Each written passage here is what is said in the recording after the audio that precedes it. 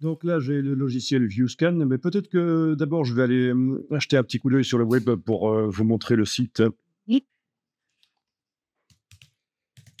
Donc, logiciel assez connu, fait par une boîte de Miami.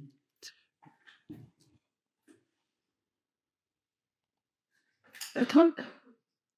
Hop. Donc, compatible Mac, PC, Linux aussi. Compatible avec 2500 scanners, plus de 2500 scanners. C'est ça la différence avec Silverfast de Lasersoft Imaging, c'est que ici on a un logiciel qui va fonctionner avec tout type de scanner et qui va donc prendre la place du logiciel de pilotage du scanner. Si vous avez acheté un Epson, vous avez un logiciel Epson pour scanner et ces logiciels de pilotage de scanner qu'on achète en plus sont censés offrir plus que le logiciel de pilotage d'origine. OK. Là, Et ça vous coûte par rapport à Silverfast? ça coûte moins cher que Silverfast en plus. Bon, et il est en 2 versions, comme vous voyez. Ben voilà. $40 pour la version standard, $90 pour la version professionnelle. Et donc, la version professionnelle permet de scanner du transparent, de faire de l'OCR. Vous voyez ce que c'est l'OCR? Non. Avec la reconnaissance optique de caractère, c'est-à-dire vous scannez des pages et ça vous transforme ça en texte éditable que vous pouvez mettre sur une page web ou autre. Ceci dit, c'est assez peu connu, mais le logiciel Acrobat Pro le fait aussi, et la reconnaissance optique de caractère. Et ça peut être intéressant, notamment vous avez beaucoup de pages et vous devez travailler dessus, des pages sous forme papier, vous les scannez, vous les transformez en vrai texte et vous allez pouvoir faire de la recherche de texte dessus. Manuscrit aussi, bien. Ah non, uniquement, c'est uniquement de la typo, quoi. Mais tout type de typo, quoi. OK. Bon, ben, comme il vous le dit ici, hein, numériser un négatif ou un transparent avec un scanner de niveau grand public, ça peut être frustrant comme expérience. Et alors là, ils vous vendent un petit guide qui explique comment le faire. Ça, c'est un truc en plus, en fait. Donc, ils sont vraiment quand même, ils visent quand même le milieu professionnel, semi-professionnel, on va dire. OK.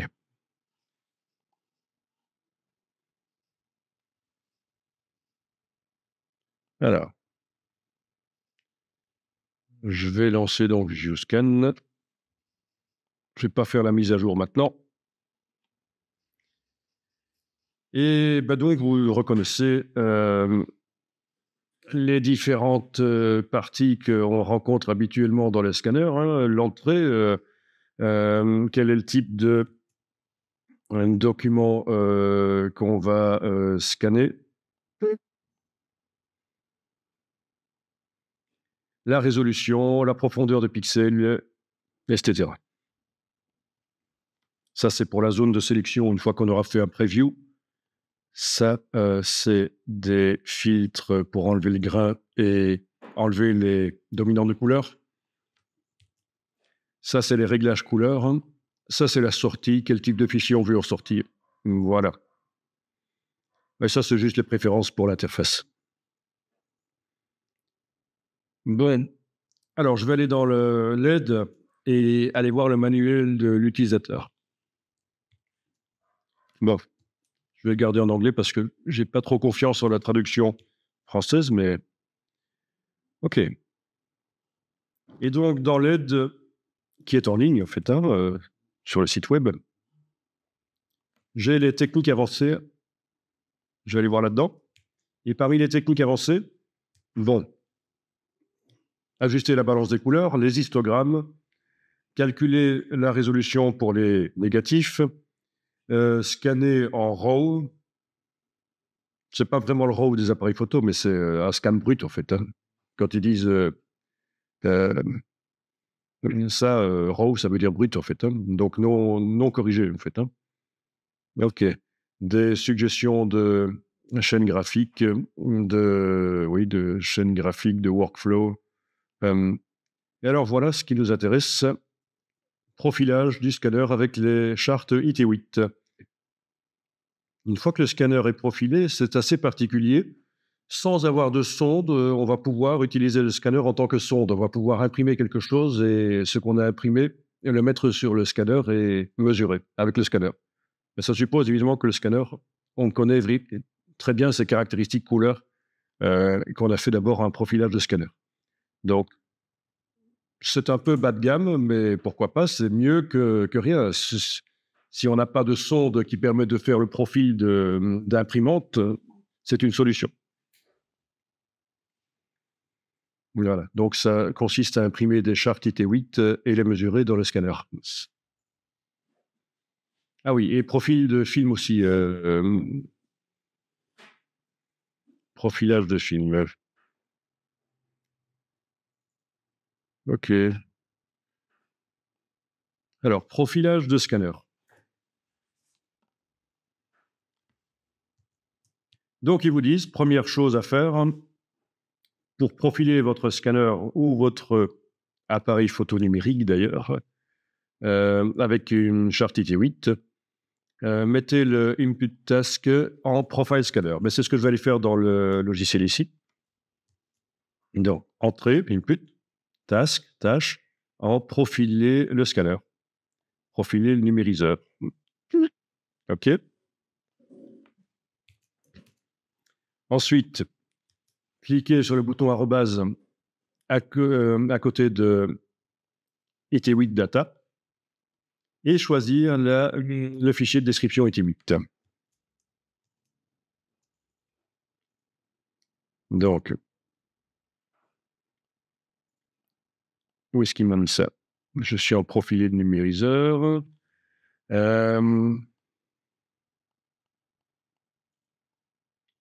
Profilé de numériseur, c'était bien ça. Ah, tiens. Voilà que j'ai loupé où il est maintenant. Ça? Ah, ça. Oui. Ah, voilà. Oui, c'est là, mais évidemment. C'est dans la partie couleur. OK.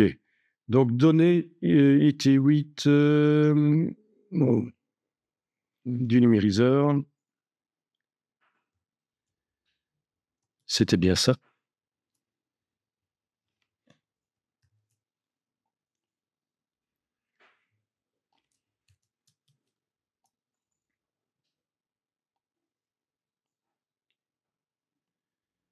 Donc, à cet endroit-ci,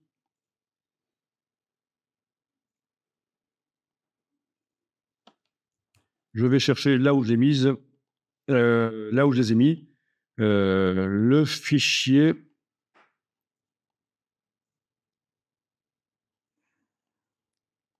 C'est là-dedans. Voilà, il est là. Donc, avec les chartes IT8, il y a un CD qui était livré.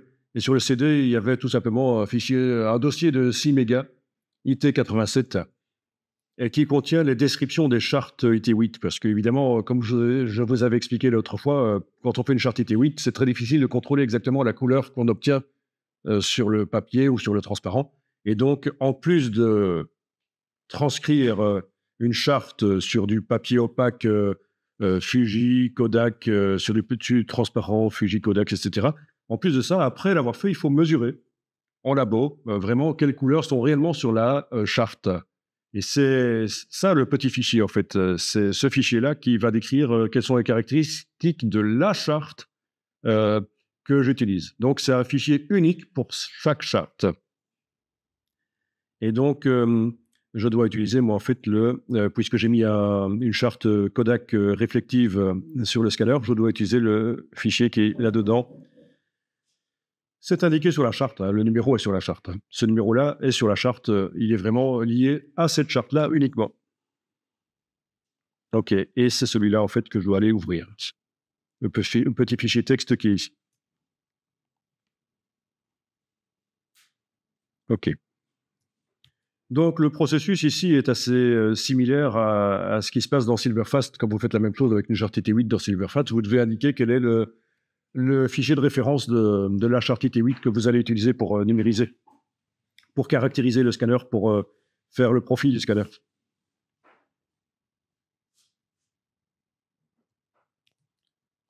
On peut aller jeter un petit coup d'œil pour voir en quoi ça consiste. Le fichier en question qu'on vient d'indiquer, qu'est-ce qu'il contient?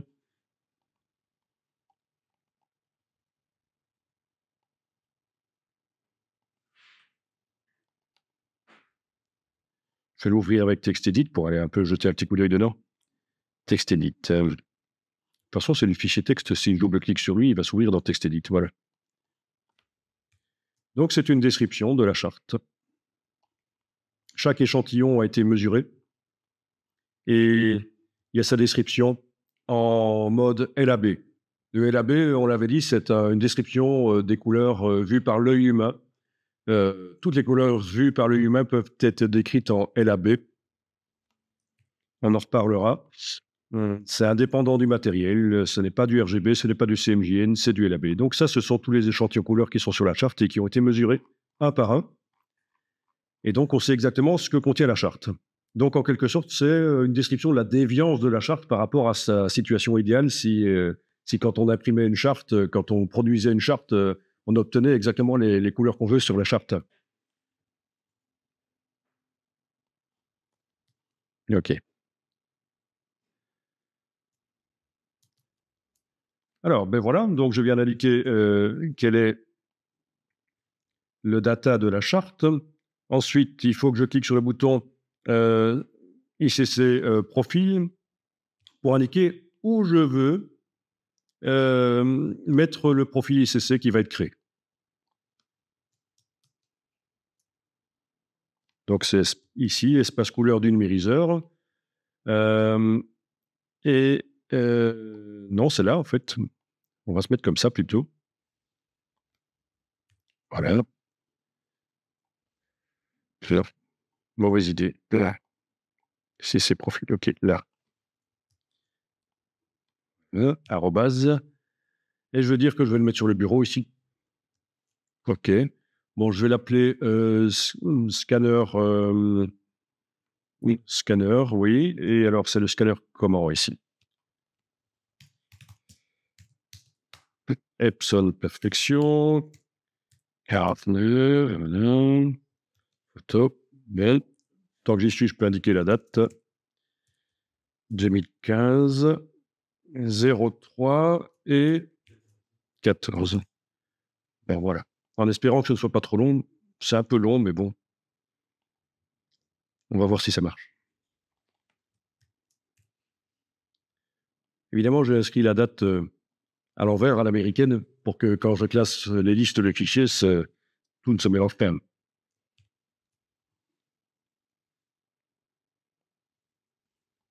OK. Donc, voilà. Suite, cliquez sur le bouton Preview. Ça, c'est facile. Bon, il est important d'avoir mis la charte assez droite dans le scanner, hein, pas trop de biais, parce que vous allez remarquer que sinon, ça peut poser un problème pour la suite. Voilà. Ensuite, étape suivante. Si nécessaire, tourner l'image de preview.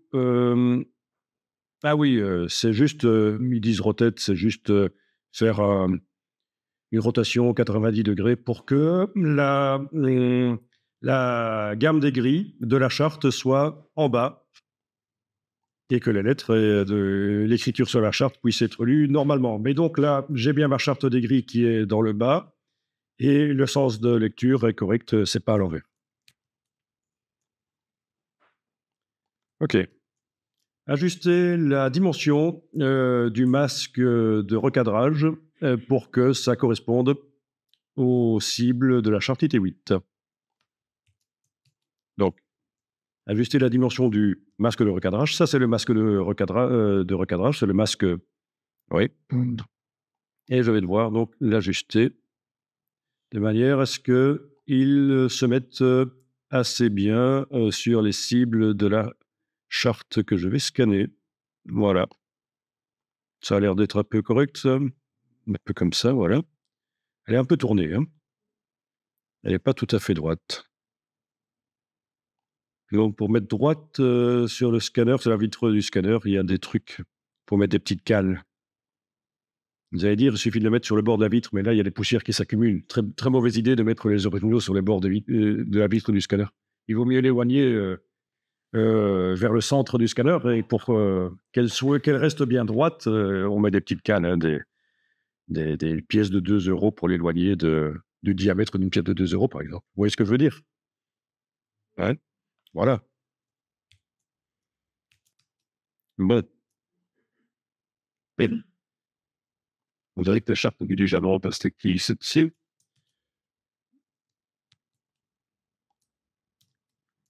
Voilà, donc ils vous disent, si nécessaire, repositionner la charte sur le plateau du scanner. Si l'image est à un angle. Mais donc ici, ça devrait quand même fonctionner. Et ensuite, je choisis dans le menu en haut, menu profil, profile scanner. Voilà. Donc, menu profil, profil du numériseur. OK. Donc, il a fait le fichier ICC à l'endroit que je lui avais demandé.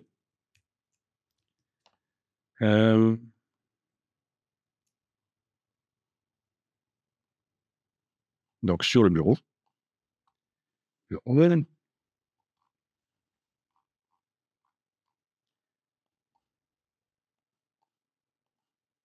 Voilà le profil ICC.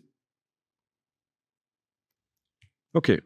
Alors, ça, c'est le nom du profil, le nom du fichier du profil. Mais comment est-ce qu'il va apparaître? Sous quel nom va-t-il apparaître dans les logiciels qui utilisent ces profils, hein, donc les logiciels qui font la gestion des couleurs? Ben, pour le savoir, je vais devoir en fait aller ici, parce qu'en fait, ViewScan ne me proposait pas de donner le nom du profil. Peut-être à cet endroit-ci, tiens. Oui, c'était là en fait, que je pouvais indiquer le nom du profil que je voulais. Mais je vais aller jeter un coup d'œil là-dessus. Donc, je vais ouvrir le profil dans un logiciel de traitement de texte, typiquement TextEdit sur le Mac. Hein, et c'est pas très clair, parce que c'est au kilomètre. En fait, il n'y a pas de retour à la ligne.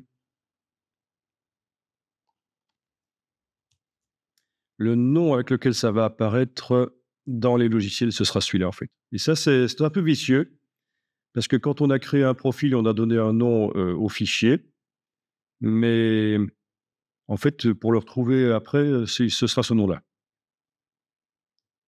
Je pourrais modifier ça, hein. Bon, d'ailleurs, je vous montrerai une modification du profil comme ça, après. OK, alors ce profil, il faut que je le mette au bon endroit, parce que pour qu'il soit accessible dans Photoshop, notamment. Parce qu'en fait, je vais scanner en brut, sans faire de balance de blanc ou quoi que ce soit, et après, une fois que les images sont en Photoshop, je vais appliquer le profil du scanner, et c'est là que la correction de couleur va se faire. Les déviances du scanner vont être prises en compte, et on devrait avoir quelque chose qui est vraiment très semblable à l'original, en fait. Enfin, si je fais un nouveau document dans Photoshop et que je demande édition, attribuer un profil, est-ce que je vois là-dedans? Non, on n'a pas le View Scan Profile Device, c'était comme ça que ça s'appelait. Donc actuellement, le profil n'est pas disponible, hein. Il a juste été mis sur le bureau de mon ordinateur. Bon, il faut que je le mette au bon endroit. Alors pour ça, je vais aller dans le disque dur, dans le dossier de la bibliothèque générale du Mac, pas la bibliothèque de l'utilisateur, hein, la bibliothèque générale qui est accessible à tous les utilisateurs du Mac. Vous voyez, tous les profils d'utilisateurs. Donc, c'est sur le disque dur dans le dossier bibliothèque. Et là-dedans, on a un dossier ColorSync. Donc, c'est le nom du système de gestion des couleurs sur les Mac, ColorSync. Sur les PC, ça s'appelle ICM. Ça se trouve qu'on est supposé de installer ou pas, c'est... Ah, c'est sur tous les ordinateurs d'Office. Tous les ordinateurs d'Office, Windows, Mac OS X font de la gestion des couleurs d'Office, qu'on ait Photoshop installé ou pas. C'est nécessaire, ne fût-ce que pour contrôler l'affichage de l'écran, en fait. OK, donc je rentre dans le dossier ColorSync. Là, j'ai un dossier Profiles. Et dans le dossier Profiles, j'ai plein de fichiers ICC, donc International Color Consortium. Ce sont des profils couleurs standards.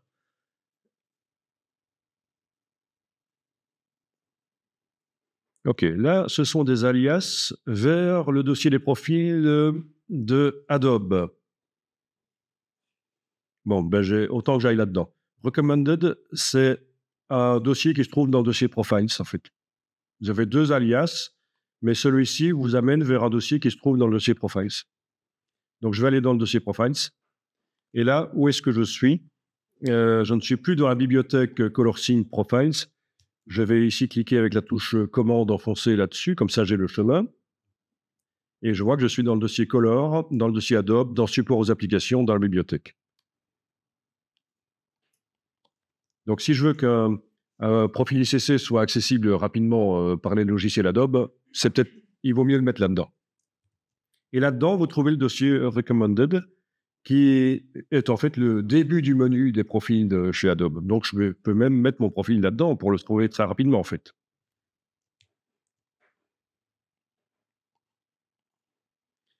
OK. Je vous montre dans Photoshop avant de le faire. Dans Photoshop, quand je fais un nouveau document et que je décide de lui attribuer un profil, édition attribuer un profil, dans le menu ici, j'ai les Recommended.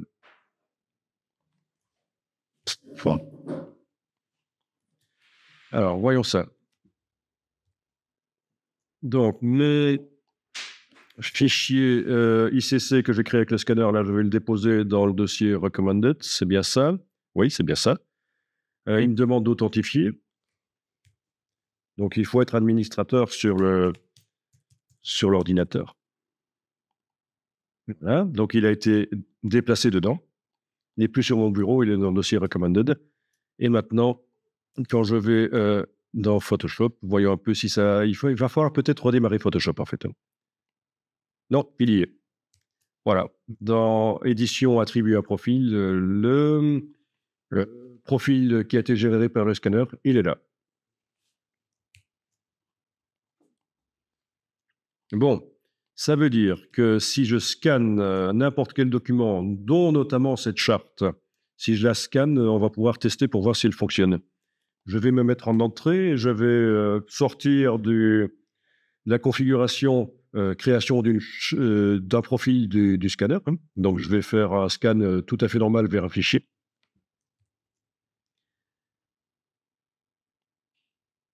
De la charte. Je vais même agrandir le cadre ici, s'il faut. Voilà. Oui, les couleurs changent en fait. Hein. Vous voyez que les couleurs changent en fonction du cadre? C'est la balance des blancs en fait. Donc au niveau de la couleur ici, balance des blancs, il vaut mieux que je me mette en neutre. Est-ce que ça change encore? Il n'y a pas l'exposition automatique aussi? Moi, les testants, ouais, L'exposition automatique? Et je pense. ça bouge en fait, c'est ça que vous dites? Cordel, je sais pas si c'est une nécessité. Ouais, oui. Ah oui. Tu veux dire en haut, pas dans les réglages? Non, Ah oui, dans le document, oui, oui. Donc, il faut que je fasse un scan brut. Et il faut que je fasse un scan brut.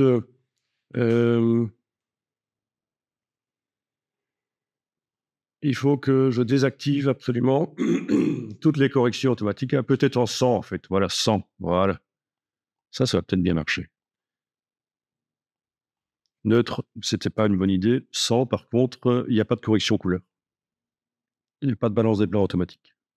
Je peux changer le cadre comme je veux, ça ne change plus. OK. Bien. Sortie. Sortie. Sortie. Je vais envoyer ça sur le bureau. Voilà. Donc ça, c'est Memories. Sur le bureau, tu dis?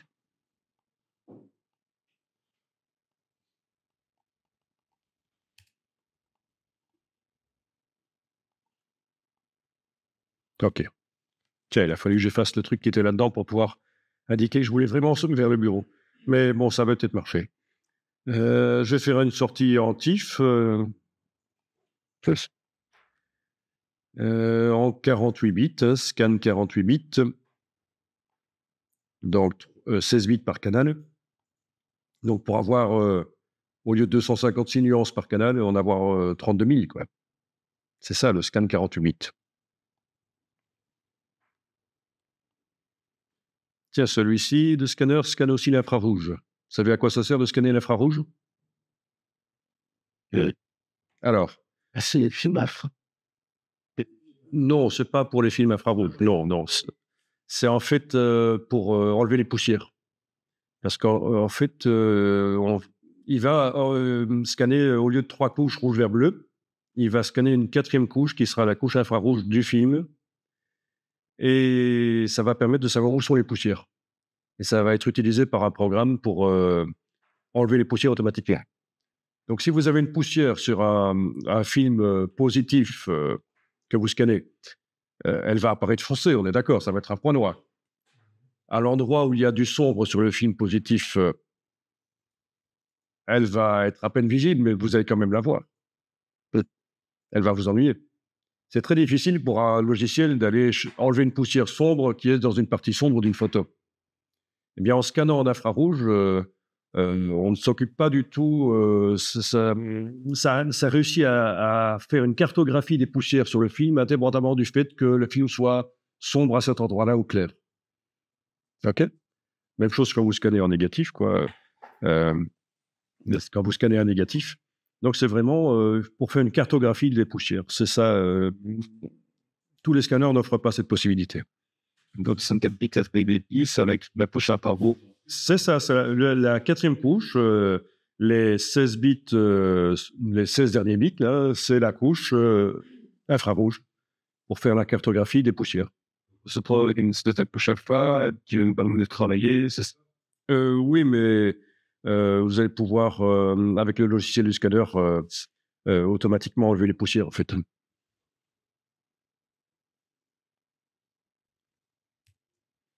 OK. Eh bien, numérisons.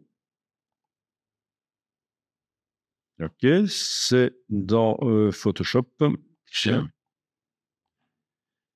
Oui, mais j'ai pas demandé une numérisation en très haute définition, donc la preview suffisait déjà. C'est pour ça que ça n'a pas. Euh, Alors, voyons un peu si ça fonctionne si on attribue le profil du scanner. Voilà. Bon. C'est censé être une correction couleur et ça marche en fait, hein. Évidemment, ça se voit que si on a un écran correct, hein,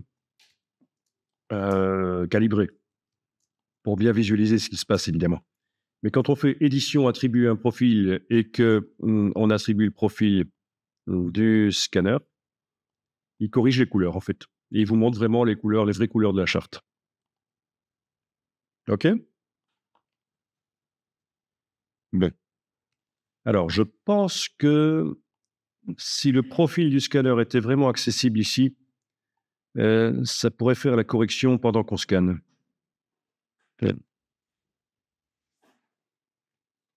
Ouais. OK, je recommence le processus et cette fois-ci, je vais voir ce qui se passe, parce que je découvre un peu en même temps que vous, hein, parce que c'est vrai que ViewScan, c'est un truc qui est assez récent pour moi. Donc, tâche, profiler le numériseur. Tant que j'y suis, je remettrai peut-être bien la charte un peu plus droite sur la vitre.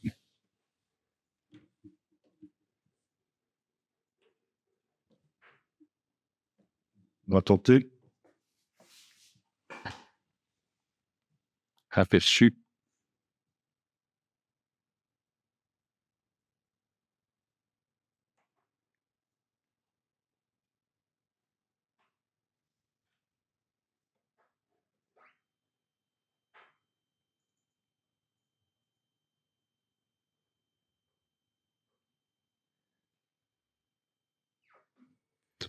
OK.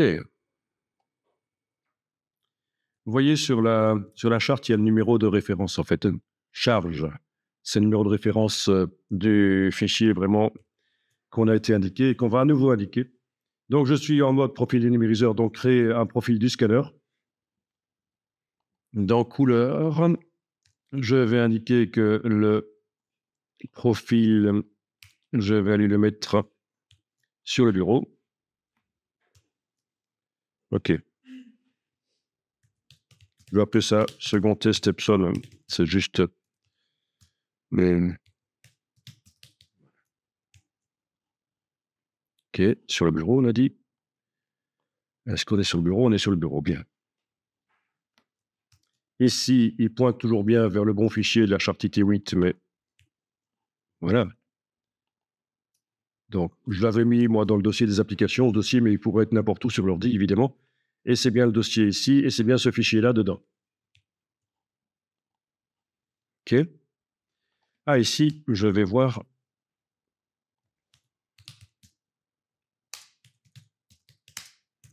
C'est ça le nom? 4990, hein, je pense. Hein.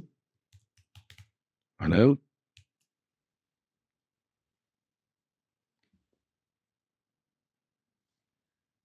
OK. Ajuster ceci. Alors.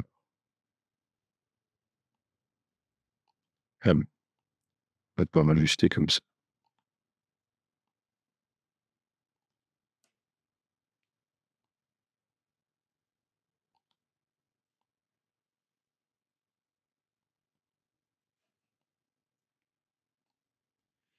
Eh bien, c'est un peu plus droit que tout à l'heure, mais pas vraiment plus. Hein. De toute façon, il va tenir compte du centre de l'échantillon. Hein. Donc, on sait que c'est jamais tip-top bon. Hein. Et pour les 35 mm, c'est encore pire. Pour arriver à mettre la charte vraiment bien droite dans le scanner, c'est encore plus difficile.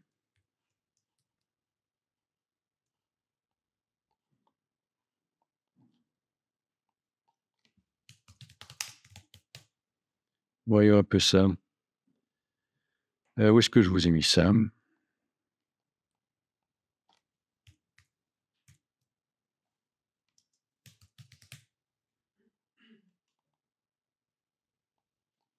Alors, j'avais quelque chose à vous montrer là, mais je ne me souviens plus du nom. C'est sur le bureau, de toute façon. Sur le bureau. Voilà. OK.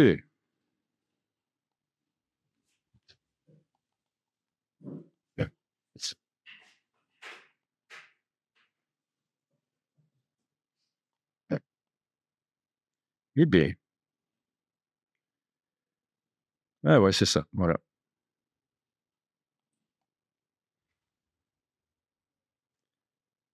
C'est une charte IT8 dans un support. Qu'est-ce qu'on appelle ça encore? Un frame, enfin bon, voilà. Et vous voyez qu'ils ont raboté, en fait, pour pouvoir la tourner pendant qu'ils scannent. Pour vraiment que la charte soit bien droite dans le fichier, dans le fichier numérique qui va être créé au départ de la charte, ça a été raboté pour pouvoir tourner un peu le frame dans le scanner. D'autant que la charte n'a pas été créée correctement. Elle est un peu penchée d'origine sur le film, en fait.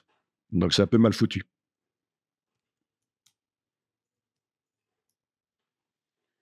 OK. Donc, profil de numériseur, je n'oublie rien, là? Hein.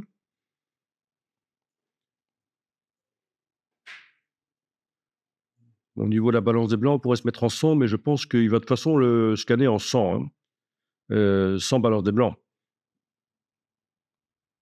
Mais par sécurité, je vais me mettre en balance des couleurs 100, pour être sûr que je fasse un scan brut, en fait. Non, profil de numériseur. OK, ça a été créé.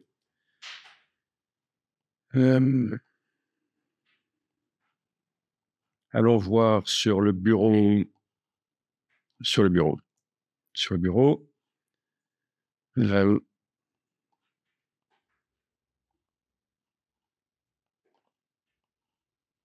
là.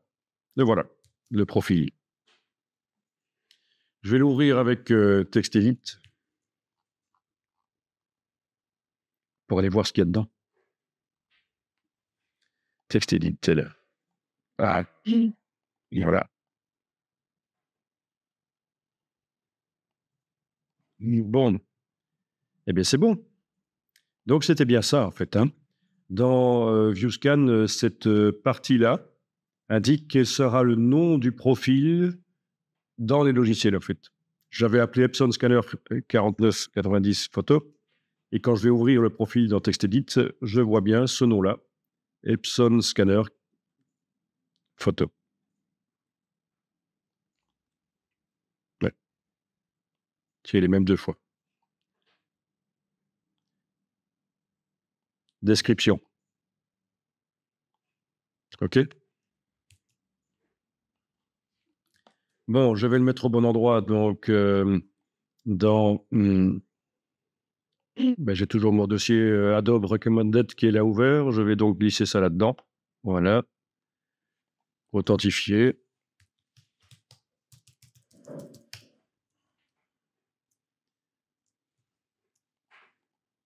Scanner la charte.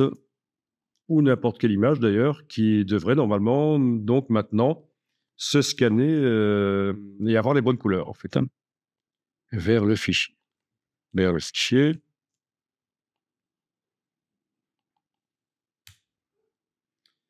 Les données de la charte ne sont plus du tout utiles. Une fois que le profil est fait, le scanner ne s'en sert plus. Hein. D'accord? On peut se mettre comme ça, même par défaut. Bien. Ouais. Entrée vers fichier. Voilà, je vais scanner la charte pour tester. Au niveau de la couleur, je me mets en 100, 100 balance des blancs. Donc, je fais le scan ici, numériser. Et je vais lui attribuer le profil, édition, attribuer un profil, le profil qui s'appelait Epson Scanner, voilà. Voilà. Et donc, voilà.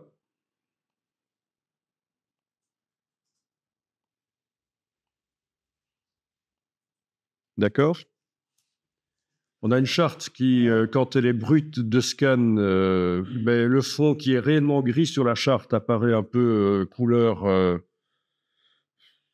un peu rosâtre, en fait. C'est la déviance du scanner. Si je fais donc édition attribuer à profil et que j'attribue le profil, voilà, les corrections couleurs se font sur la charte et les couleurs sont plus justes.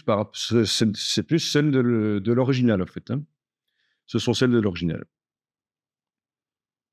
OK. C'est sur même terme de travail, il y a aussi un nouvel profil. Ah, tu veux voir ce qui se passe si on fait... oui, il va certainement voir qu'il y a un problème. Hein. Si on fait un profil et que le cadre, là, d'abord, on ne sait pas le tourner. Enfin, ici, on ne sait pas le tourner. Sur Silverfast, je pense que vous pouvez le tourner, mais pas ici. Choper les points. Ouais. Mais donc, voilà, si je le laisse comme ça, complètement foireux, et que je demande de faire le profil, voyons ce qu'il va dire. Hein.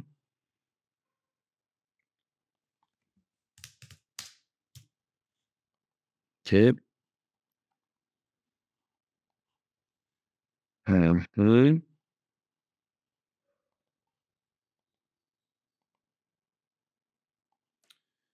Où étais-je là?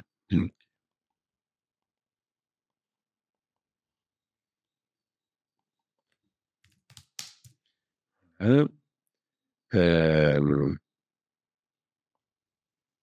Bon. Ah voilà, il le dit. Erreur IT8. Assurez-vous que l'image est en position verticale et les boîtes de cadrage correctement alignées. Donc voilà, il y a quand même une sécurité et il se rend compte quand ça foire. Hein. Mais tu pensais peut-être à un truc un peu moins fort que ça quand même. Juste peut-être un peu ce genre-là, une imprécision, mais pas aussi forte que la première que j'avais faite. Bah, essayons. Profil de numériseur. Ah, il a réussi à le créer, là. Donc, il a quand même regardé ce qu'il y avait au centre, hein. Ouais, mais normalement, on n'est quand même pas aussi apprécié que ça, hein. OK, alors, tiens, que je teste un peu ça. Je me mets en tâche vert fichier et si je, tentais d'utiliser le profil au moment où je scanne plutôt que de l'attribuer sur un scan brut après? Donc dans couleur ici, je vais me mettre en sans balance des blancs. Au niveau du profil que je vais utiliser, ça va être, celui-là.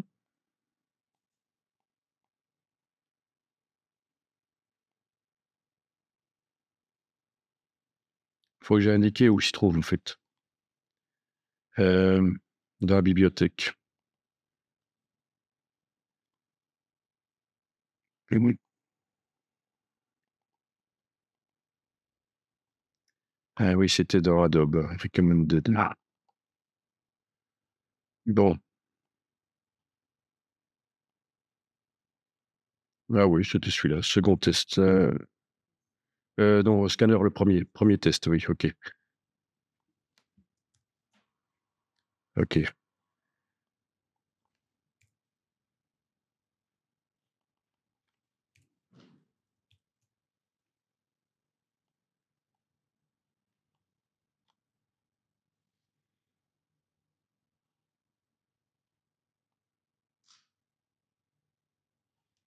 OK. Qui Par rapport à ne pas utiliser, est-ce qu'il fait une différence? que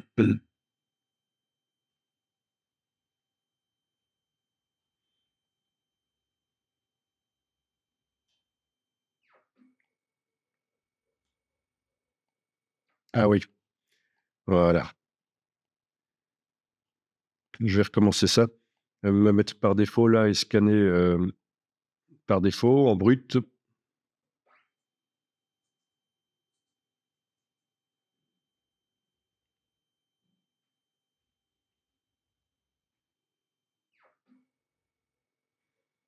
OK, donc un peu rosâtre.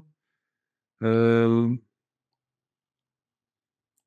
Scanner en ICC profil avec le profil du scanner.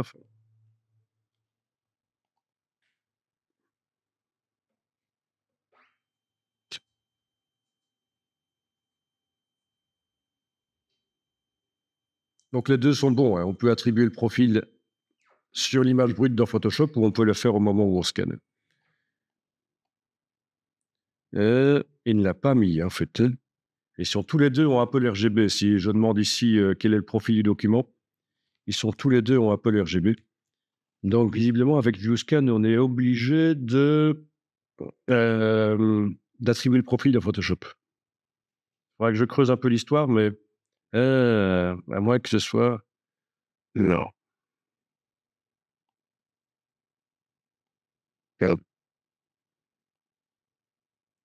parce que j'ai l'espace de couleur de sortie ici.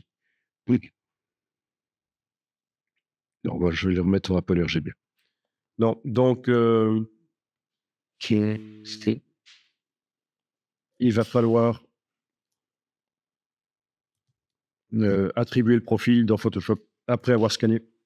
Édition, attribuer un profil et donc le profil du scanner. Voilà,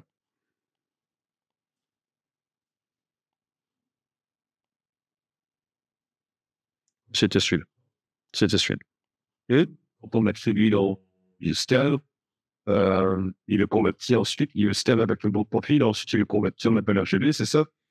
Mais ici dans ViewScan, en fait, il y a la sortie vers, oui. Apparemment, ça ne marchait pas parce que le scan était rosâtre, hein, quand même. Il n'avait pas la bonne couleur grise, qu'il fallait et je ne trouve pas dans la liste ici le, le profil qui a été créé, là et ça, c'est ennuyeux. Est-ce qu'il n'est pas resté donc Si. Dans ViewScan, sans doute, il faudrait mettre le profil. On va aller jeter un coup d'œil dans le dossier ViewScan. Parfait. ViewScan. Scan. Non. Il n'y a pas de dossier ressources. Dans bibliothèque pour ViewScan, peut-être.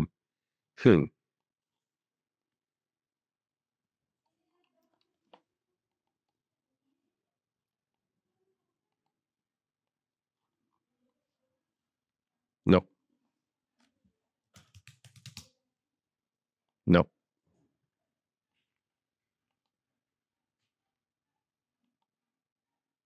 Bon, mais bon, voilà, vous avez une solution pour faire un profil de scanner pour corriger quand même, pré-corriger vos documents, au moins pour avoir ce qu'il y a sur l'original, quoi, démarrer de ça. Et donc, vous voyez maintenant en bas à gauche, une fois que j'ai attribué le profil, évidemment, il indique que c'est ce profil-là, en fait. Hein.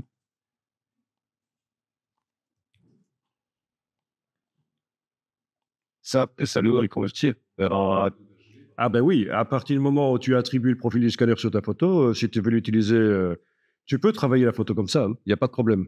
Mais tu peux aussi convertir vers du Adobe RGB. Édition, convertir en profil. Et à ce moment-là, bon, Adobe RGB, il va s'arranger évidemment pour que les corrections, les couleurs restent les mêmes en fait. Il va changer les valeurs RGB, hein, comme on avait vu la fois passée. Voilà.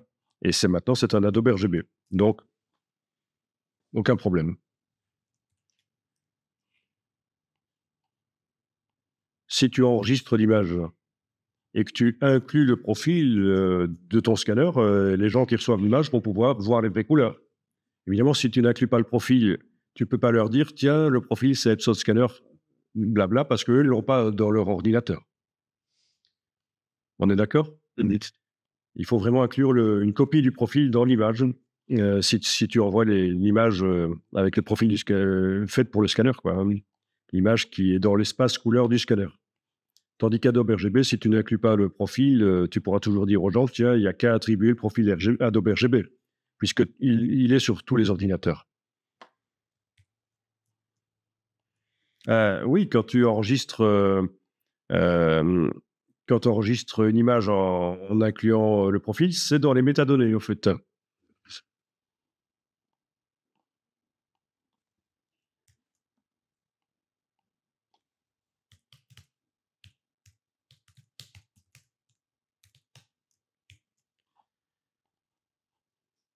OK, OK. Donc, je peux tenter d'aller voir sur le bureau le fichier test métadonnées et l'ouvrir dans un traitement de texte.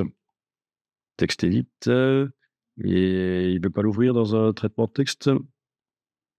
Ouvrir avec texte edit, il ne veut pas. C'est pas grave, il y a une solution. Il suffit de changer l'extension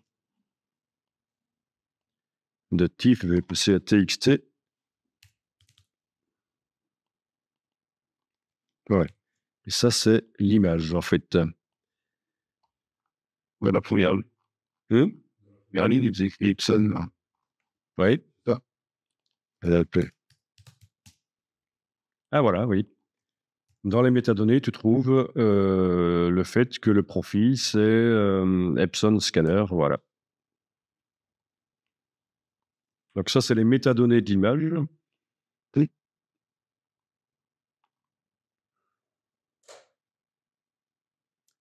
En fait, ça indique le nom du profil de l'image.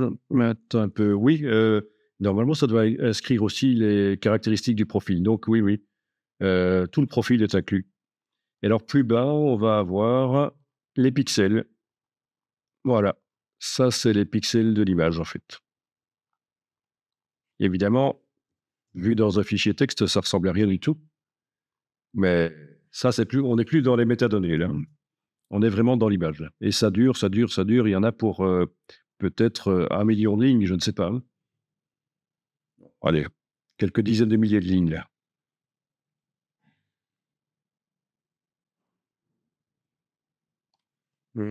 Voilà. Ça indique ça ici, Color Mode, ça indique que c'est une image RGB, 3 couches. Voilà. Format du document. Il y a des petits malins qui anciennement allaient modifier en fait ça. C'était une astuce connue pour protéger ces images avant. On allait dans les métadonnées de l'image et on modifiait ça. Et comme ça, un fichier Photoshop pouvait être un fichier, pas Photoshop, un fichier EPS, par exemple, pouvait être imprimé, mais ne pouvait pas être ouvert dans le logiciel. Un truc assez bizarre. On arrivait à l'utiliser, à l'imprimer, mais quand on essayait de l'ouvrir, ça plantait à cause des métadonnées modifiées. Mais ça, c'est un vieux système qui n'est plus fait de nos jours. Maintenant, il y a, pour protéger nos images, vous avez le Digimark. Vous connaissez le Digimark? Vous avez déjà testé ça? Et le watermark, Oui, le watermark, c'est ça? c'est pareil. Oui, tu as déjà testé? J'avais testé, ouais, mais est-ce que c'est bien violable que ça au final, comme un petit tampon, une bonne maîtrise? Ah non, parce que tu ne vois pas les données, en fait. Hein. Tu ne vois pas les données. Donc ça, je peux vous montrer le Digimark. C'est vite fait, ça. Non, C'est un filigrane invisible. d'accord.